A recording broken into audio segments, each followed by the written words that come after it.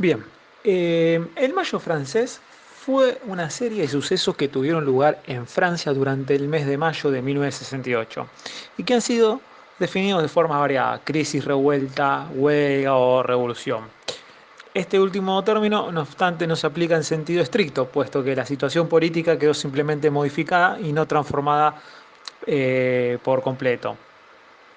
A comienzos de 1968, a pesar de la asignación de sustanciales partidas presupuestarias para el Ministerio de Educación, surgió una creciente inquietud entre los estudiantes franceses, quienes criticaban la incapacidad del antiguo sistema universitario para dar salida al mundo laboral a un número cada vez más elevado de licenciados, lo que al mismo tiempo diversos grupúsculos estaban inspirados por las ideologías anarquistas, trotskistas y maoístas, manifestaron su oposición a esta sociedad capitalista y al consumismo.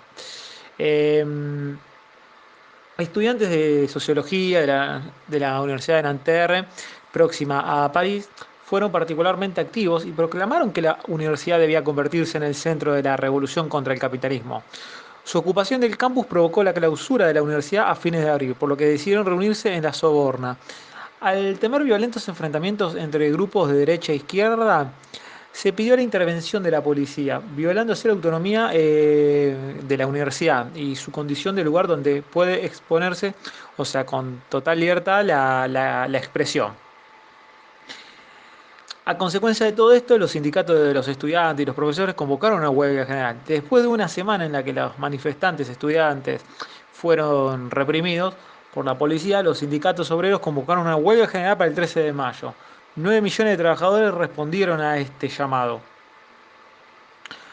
Los sucesos sorprendieron al gobierno de Charles de Gaulle y su primer ministro Georges Pompidou, que estaban fuera del país, y su respuesta fue vacilante, con una postura primero conciliadora y a la vez represiva. O sea, en los últimos días de mayo, Mitterrand declaró que estaba preparado para suceder al general de Gaulle. El 30 de mayo, miles de personas ocuparon los campos de liceos en apoyo a De Gaulle, manifestando que habían sufrido ya suficiente. Les recuerdo que De Gaulle es un héroe de guerra de la Segunda Guerra Mundial. Ese mismo día, De Gaulle proclamó su intención de permanecer en el poder y de disolver la Asamblea Nacional Francesa. Las elecciones celebradas en junio fueron un triunfo para De Gaulle. Ese mismo año se firmaron los acuerdos de Grenelle y los sindicatos negociaron un incremento del salario alrededor de un 12%. Sin embargo, De Gaulle, convencido de la necesidad de una reforma en la sociedad francesa, defendió la aplicación del concepto de participación, o sea, el reparto de los beneficios sería, ¿no? Y decidido, tras su éxito electoral, a reforzar su poder. Propuso un referendo nacional sobre la regionalización y la reforma del Senado, aunque en el fondo era una aprobación popular a su política. Sus propuestas fueron rechazadas y el 28 de abril de 1969 renunció.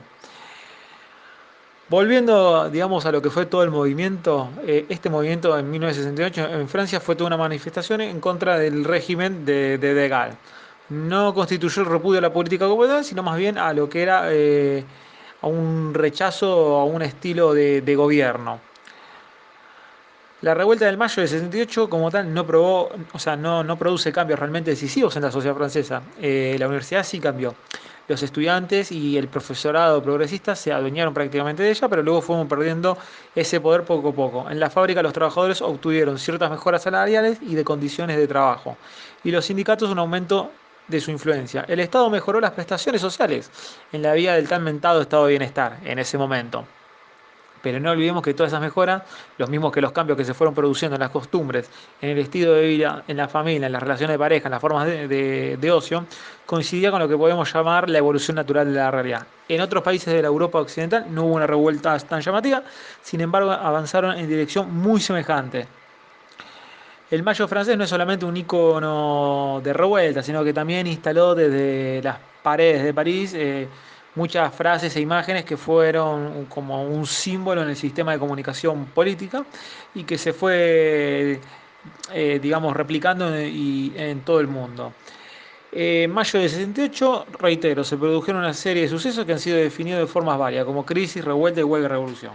Y hacia finales de la década de 60, tras una década de prosperidad y sin precedentes, los franceses empiezan a ser conscientes del deterioro de su economía y del ascenso de las tasas de desempleo con unas condiciones laborales que eran precarias. En ese contexto, los estudiantes comenzaron esta revuelta ya mencionada, a la que se unirían los grupos de obreros industriales. Reitero, en ese momento se produjeron las condiciones adecuadas para que pudiera haber una gran diversidad de imágenes y mensajes que competían con la información filtrada y controlada por el Estado. Y así los carteles se convertirían en un medio alternativo de comunicación e información libre.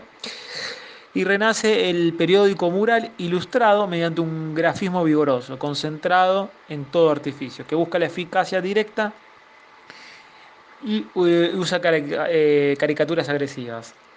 La técnica utilizada era la serigrafía y sus creadores más destacados son Atelier Popular, antiguo taller de la Escuela de Bellas Artes.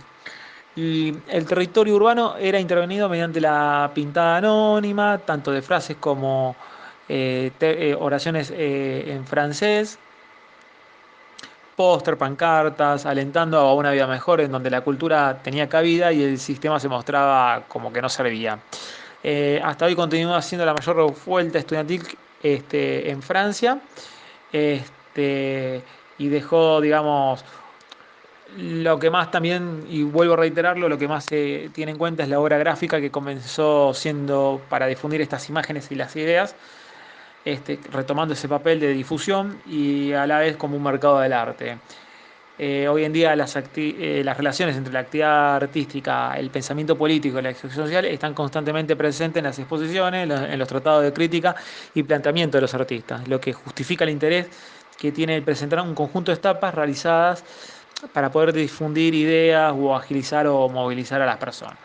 Así que básicamente esto fue lo que ocurrió en Francia en el 68, este movimiento estudiantil. Así que bueno, tomen apuntes y después los entregan.